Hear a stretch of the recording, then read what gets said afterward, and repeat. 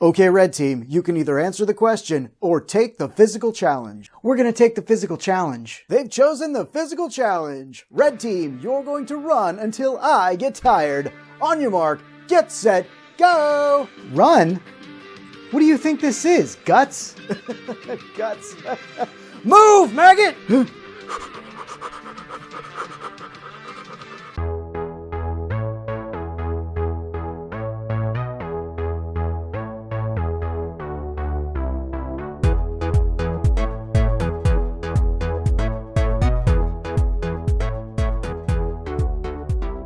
Hey everyone, welcome to Mike's Little Lookbacks. On this episode, we're going back to 1986 to explore a game show for kids that put Nickelodeon on the map.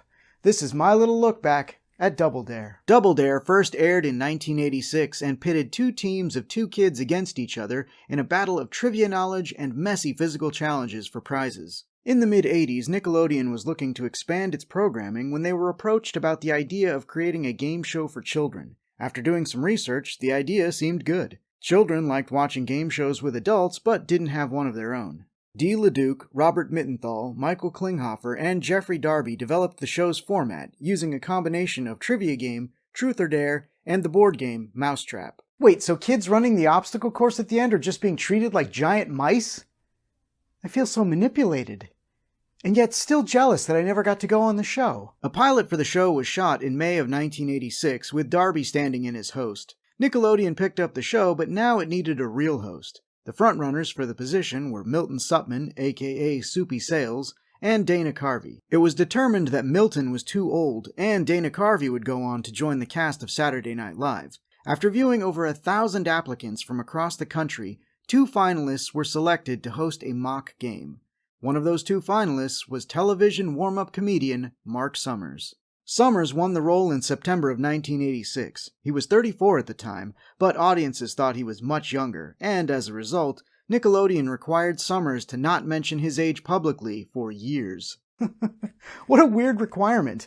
Kids aren't going to care if the host is 10 years older than he looks. What were the building materials used by the 3 little pigs? I'm sorry, but we don't answer questions from 30-somethings in a blazer. Every great game show needs a memorable announcer, and Double Dare hired Philadelphia radio host John Harvey. Parting gifts, and Harvey's going to tell you what those are. Harvey?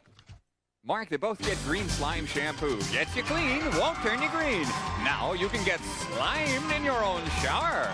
The first season was produced and filmed in Philadelphia at WHYY TV Studios, which was more cost-effective than filming in New York or Los Angeles. 65 episodes were filmed over 23 days starting in September of 1986. 65 episodes in 23 days?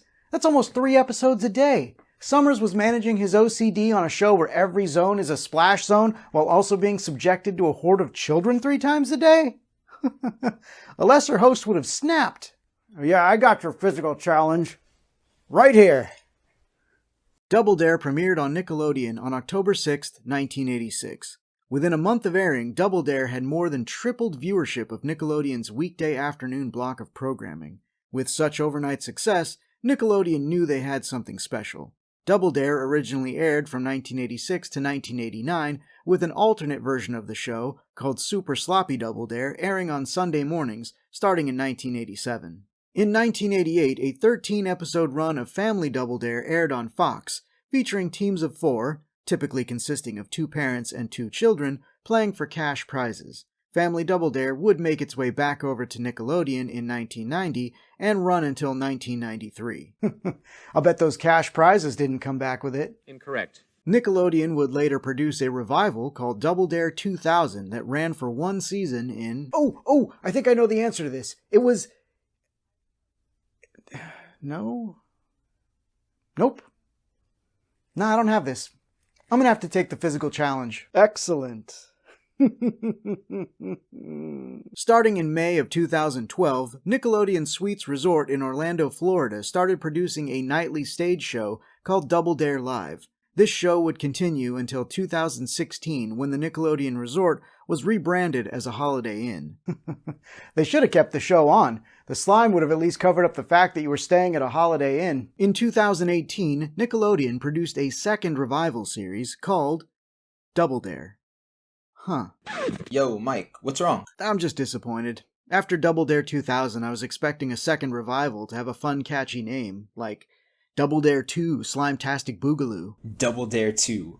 Dare Harder? The Double and the Dariest? Double Dare Returns? Double Dare Forever? Double Dare. The Dark Slime Rises? Double Dare Let There Be Slimage? Every Double, Every Dare all at once? These are all terrible. We're just doing parody movie titles. To be fair, I didn't really know what you were doing. I kinda just got caught up in the moment. Let's move on. The new Double Dare was hosted by popular internet personality Liza Koshy, with Mark Summers appearing as a sort of co-host / announcer who would tell dad jokes, for the benefit of those of us who grew up watching the show who were still watching it, I suppose.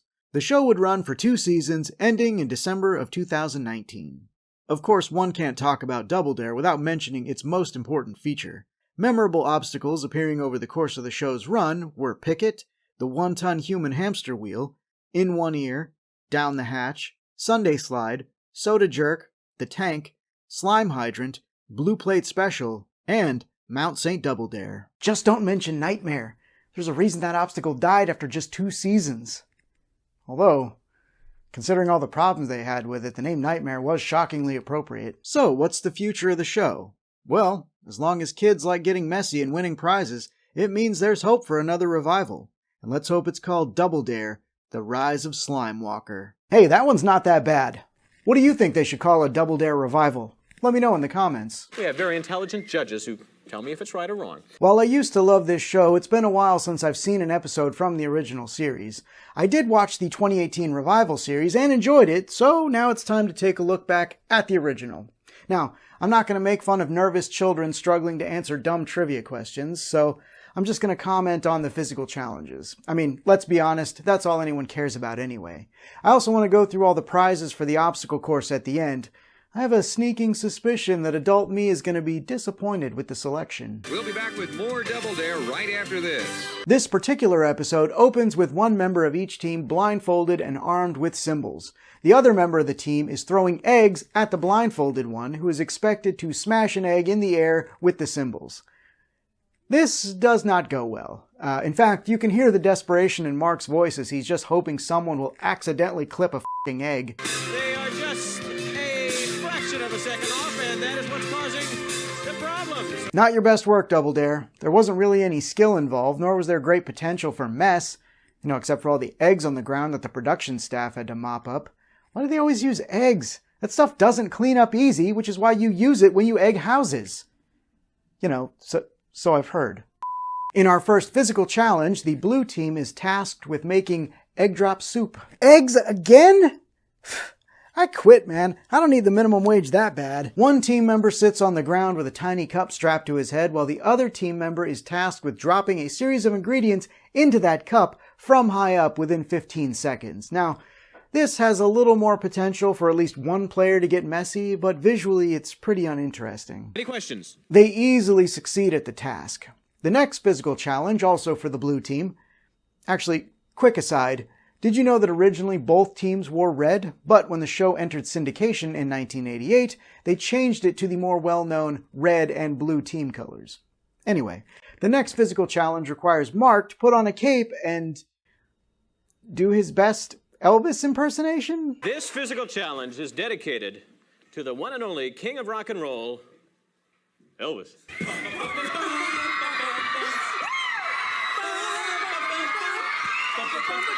What kind of crack are you giving that audience? Because there is no way those kids are that excited by what just happened on that stage.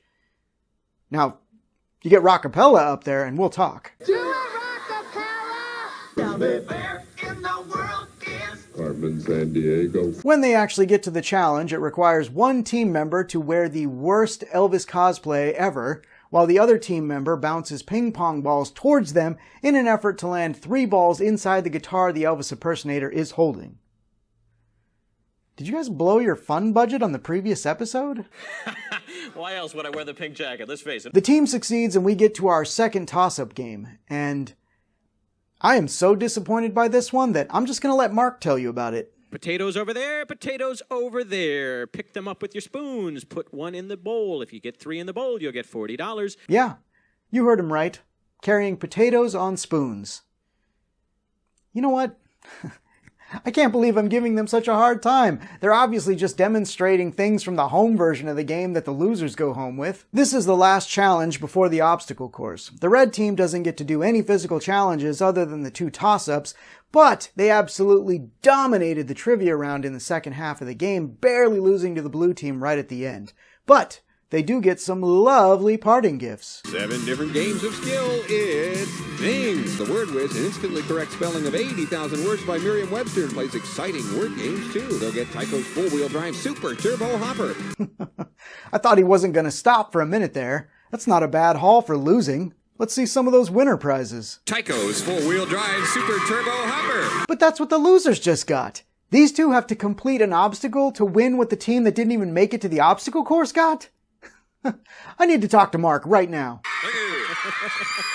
I'm impersonating an Elvis impersonator. I can't even with this episode right now. What's the next prize? New Mad Magazine skateboard. It's a pro-style deck complete with protective accessories. Yeah, because when I think skateboarding, I think Alfred E. Newman. Next prize, please. A Ricoh YF-20. It's a lightweight 35mm camera, but it's heavy on features. Okay, now that is a decent prize that your parents are going to steal. What's next? The world's first electronic dictionary defines 80,000 words by Merriam-Webster. So, another prize similar to what the losers got, only on steroids. These kids are putting in the work, Nickelodeon. The least you could do is return the favor. The Unitron telescope with coated lenses and hardwood floor tripod will allow the young explorer to conquer heaven and earth. Nice prize. For a nerd. What else you got? A $600 gift certificate to KB Toys. Where do you go to find great toys? I don't know if I'm crying because of how beautiful that prize is or because of the fact that KB Toys doesn't exist anymore. Just show me the next prize. A Magnavox portable compact disc player. Hey, let's not sell that thing short. It's not just a CD player. It's also a tape deck. Okay, the last couple prizes have been impressive. Bring it home, final prize. An unbelievable Palm Springs vacation. You'll stay at the Oasis Water Resort Villa Hotel in Palm Springs. Look, don't let my lack of excitement fool you. To any other kid, that would probably be a pretty cool prize, but I lived most of my young life just 40 minutes from Palm Springs. If I had won that prize, I would have been pissed. I imagine it would be like winning the trip to Orlando when Nickelodeon Studios was filming things in Orlando. Anyway, we know what's at stake. Let's see what we all came for, the live-action mousetrap. The obstacle course. Don't stop yet. You can stop now. Here it comes. Gonna go up the tank. That is a great move. And over here is where the flag is, and we're going to obstacle number 3. We're down to 44 seconds. They have a good shot at doing it. Okay, grab that flag. Okay, started off strong, but that trike run has me a little concerned. Here to number 5, which is, hold on, the sewer chute. Really smart. Now if she can get up that tube and all the way down through this cookie stuff, they can pull it off. Okay, you get over here. Ooh, that was a rough number 5. That leaves 3 obstacles in 15 seconds. The pressure is on. Oh boy, that was a great grab, and he didn't get it. Let's see. That's it. Let's go to number 5. 4, 3, 2, 1. Do you all realize that we just witnessed the greatest clutch victory in the history of televised sport? He got the final flag. Oh yes, let's run it in slow-mo. With a single second left on the clock, he slapped the butter aside and grabbed the flag underneath it. The ultimate in luck and skill. You enjoy that water park, sir. You are a hero. Hope you enjoyed it half as much as we did. Join us often. Thanks for being with us again. Bye-bye. While I don't think the physical challenges in this episode were all that interesting, it is a testament to how much they experimented and changed up the tasks back then. I remember being a bit disappointed with the revival because they reused a lot of the same physical challenges and obstacles from episode to episode. Obviously, they can't all be winners. I'm looking at you, potatoes on spoons. But I applaud the creativity. And regardless of how adult me feels, child me would have killed to be carrying those potatoes on that stage. I think the show still holds up and always will. Heck, even adults like game shows where they get dirty, otherwise Wipeout wouldn't be a thing. Good night, and big balls. What are your thoughts on Double Dare? Did you watch it as a kid? Did you get to go on it as a kid? Which version of the show is your favorite? Let me know in the comments below. As always, if there's something from your childhood that you want to see me tackle on this show, mention it in the comments. The next little look back will be on the 1987 film Ernest Goes to Camp. I'll see you all next time. Now, I'm gonna go find a giant banana split to jump into.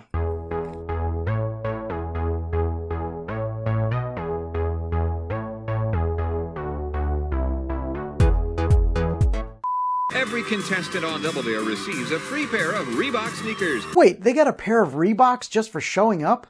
Could you imagine if adult game shows did that? Like if Jeopardy just gave every contestant a pair of wingtips just for appearing? So I just wanted to point out that I actually purchased 2 shirts for this video. I was originally going to be a member of the blue team. And I thought I got the perfect shirt for it. Look at this. Double Dare with the green slime. And then it arrived and I looked at it and I remembered that I film in front of this bad boy. And then you would have gotten an effect like this.